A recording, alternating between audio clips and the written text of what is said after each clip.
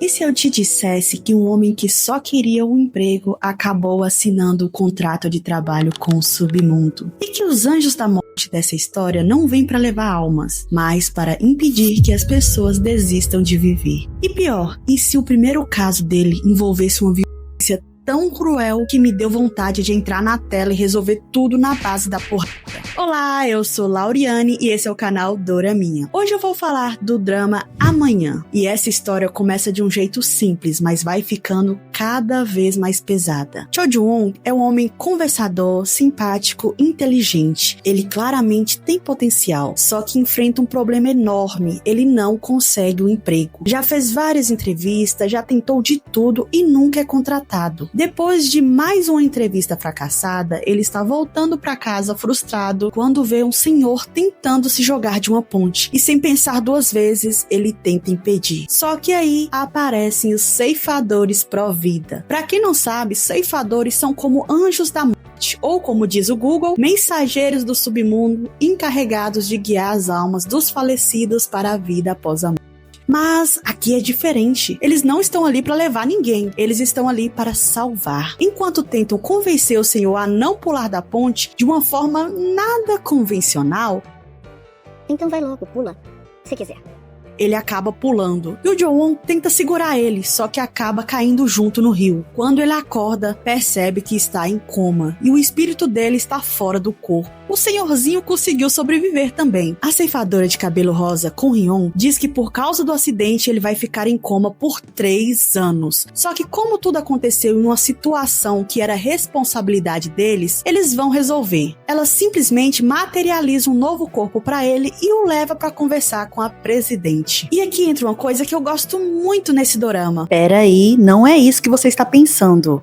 Na verdade, o Ji-won é o nosso personagem orelha. Ele não entende nada daquele mundo pós-morte. Então, conforme explicam pra ele, explicam pra gente também. E quando a fantasia faz isso bem feito, funciona demais. E aqui realmente funciona. Eles passam por uma funerária, atravessam uma ponte e a Hyun diz que se ele cair daquela ponte, vai direto pro inferno. Normal, né? Só uma pressãozinha básica. Depois que atravessam, ela abre uma porta. E o que a gente vê é algo incrível. Um lugar bem iluminado, organizado, que parece literalmente uma empresa corporativa do além. Ali é o Jumajon. Ela diz que eles vão encontrar a Quan San-ti, que significa imperador de Jade. Na mitologia chinesa, ele é o líder supremo do céu. Aqui foi adaptado como a imperatriz de Jade, líder de todos os ceifadores. O Ju-won conhece a imperatriz e ela faz uma proposta. Se ele trabalhar para eles, o coma será reduzido de 3 anos para 6 meses. E quando ele acordar, ele ainda vai receber um super passe que dá direito a ele trabalhar em qualquer empresa que ele escolher ou passar em qualquer prova importante, ou seja, exatamente o sonho que ele sempre teve. Mesmo assim, ele recusa. Ele não quer virar ceifador. Ele até acha que está sonhando. Então, para dar uma prova, a imperatriz faz algo impensável. Ela o leva de volta para o hospital. Ele vê tudo, mas não consegue se comunicar. A mãe dele está ali, pálida, fraca, passando mal ao lado do corpo dele em coma. Aquilo quebra ele. Eu achei essa parte um pouco intimidadora, sinceramente. Mesmo a proposta sendo muito boa. Sem outra opção, ele acaba aceitando. A imperatriz tenta confortá-lo, dizendo que a mãe dele está bem, ela só está anêmica. Mas agora, como ele aceitou o contrato, ele vai trabalhar em um dos setores e acordará em 6 meses. A partir daí, a gente começa a entender como essa empresa pós-morte realmente funciona. É tudo dividido por setores, tudo organizado, métricas, metas, relatórios, e tem algo muito pesado envolvido. Em uma reunião com todos os líderes de cada setor, a imperatriz diz que a Coreia está entre os primeiros lugares dos países desenvolvidos com as maiores taxas de pessoas que tentam desistir da própria vida. E está também com a pior taxa de natalidade do mundo. O país está colapsando. Os ceifadores fazem esse trabalho para poderem renascer nascer com uma colher de prata na boca, ou seja, renascer em família rica. Nossa versão de nascer em berço de ouro. Só que se as métricas não melhorarem, eles não terão mais onde renascer, porque o país está literalmente diminuindo, e se continuar assim, chegará à extinção. Eu fui pesquisar isso, gente, e é real. A Coreia do Sul está quase no topo do ranking mundial nesse tipo de índice e tem a menor taxa de natalidade do mundo. Isso acontece por causa das desigualdades, competição absurda, pressão social, jornadas muito extensas de trabalho. Tudo isso gera problemas sérios de saúde mental. Então, vocês defensores da Coreia, antes de romantizar qualquer país, é importante lembrar: nenhum lugar é completamente perfeito. Os dramas fofinhos não mostram a realidade. Mas, voltando para a empresa, a Hyun comanda o setor de gestão de risco, o setor responsável por salvar pessoas antes que elas tentem se desviver. Só que ela sofre preconceito ali, porque foi retirada do inferno.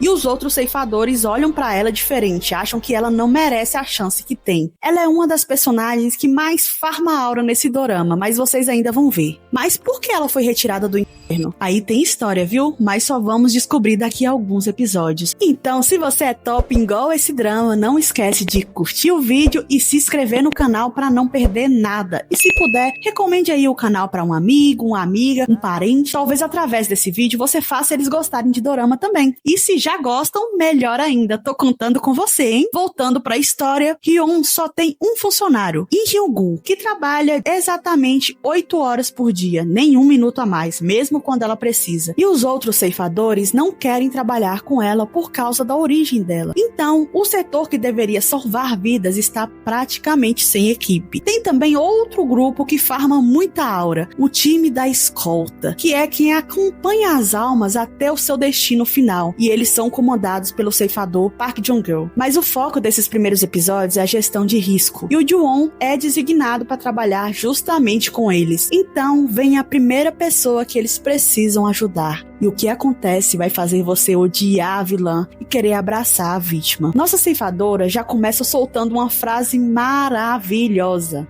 Eu sou uma ceifadora que salva vidas. A primeira pessoa que eles precisam salvar é Noembi, uma roteirista à beira do precipício emocional. Eles têm um aplicativo que mostra a porcentagem de tensão de se desviver, e a porcentagem dela está altíssima. Para se aproximar, eles se disfarçam de produtores. A missão é impedir que ela faça algo contra si mesma e fazer com que ela deseje continuar viva. E como eles fazem isso vai deixar você bem pensativo. Durante uma entrevista com uma escritora famosa que está escrevendo um quadrinho sobre bullying, Noembi tem uma crise de ansiedade. Eles desconfiam que tem algo ali, mas se ela não falar, não tem como saberem, não é? Errado. Que é o mundo onde se pode tudo. Eles usam uma chave e abrem uma porta que dá para acessar as memórias da Noembi. Só que apenas a Hyun e o Ju-won entram porque deu a hora do Hyung-gu ir embora e ele vai. E o que vemos nessas memórias é terrível. Noembi sofria bullying pesado na escola, e a escritora famosa era exatamente a principal agressora. Ela e o grupo cometiam diversas violências contra Noembi, humilhações públicas, violência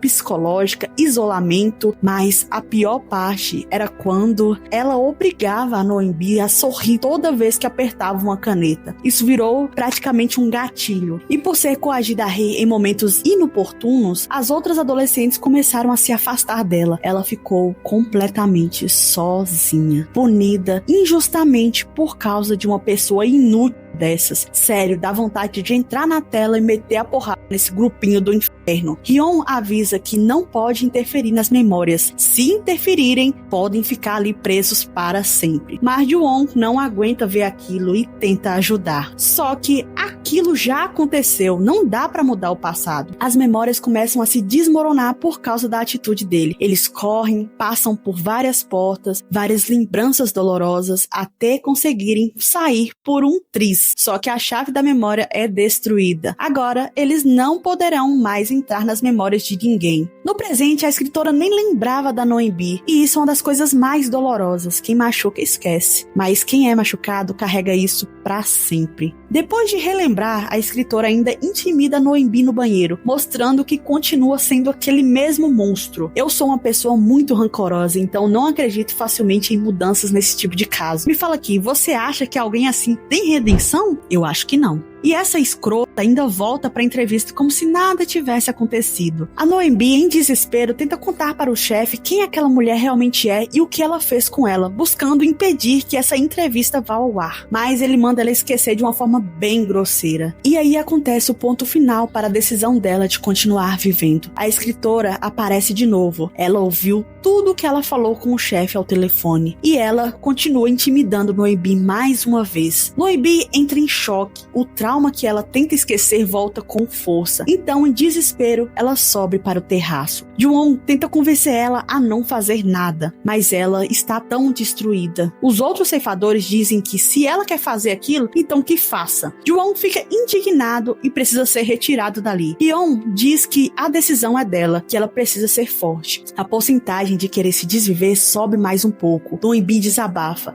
Ela não quer morrer, ela só não aguenta mais a dor. E então, por um descuido, ela cai. Durante a queda, ela começa a enxergar as coisas boas da vida, amigos, conquistas, momentos felizes, tudo que o trauma tinha nublado. Mas então, a Hyeon segura ela, mas a porcentagem ainda não diminuiu completamente. Então, contrariando tudo, o Ju-on reaparece ali com um humorista que ela amava na infância. Ele faz ela rir. Ela então desmorona nos braços dele e ele a conforta. E finalmente a porcentagem despenca. Eles conseguem salvar ela. Ela não queria morrer. Ela só queria que a vida fosse um pouco mais leve. Depois disso, Hyeon dá uma lição na escritora, faz ela sofrer as dores que causou a Noembi, e ela é desmascarada em rede nacional como o que realmente é, uma agressora covarde, e enfrenta as consequências ali dos seus atos. Isso é muito satisfatório. Eu adoro ver gente ruim pagando pelo mal que fez. No final do episódio, para deixar a gente um pouquinho mais curioso, a Imperatriz diz a Hyeon que logo ela terá que salvar alguém que ela já espera há muito tempo. Quem é essa pessoa? Ainda não sabemos. A Imperatriz também diz ao Ju-on que ele pode escolher qual setor ele quer ficar. Depois do sufoco que passou, ele escolhe algo mais tranquilo. Ele vai para o setor de edição. Lá eles editam as últimas memórias antes da morte, mas algo o tira do sério. Os ceifadores falam das pessoas que tentam desviver como se fossem fracas. Ele não aguenta, dá um sermão em todo mundo e sai. Todos os setores se reúnem para decidir quem vai ficar com ele, e apenas a Hyeon o aceita oficialmente na equipe.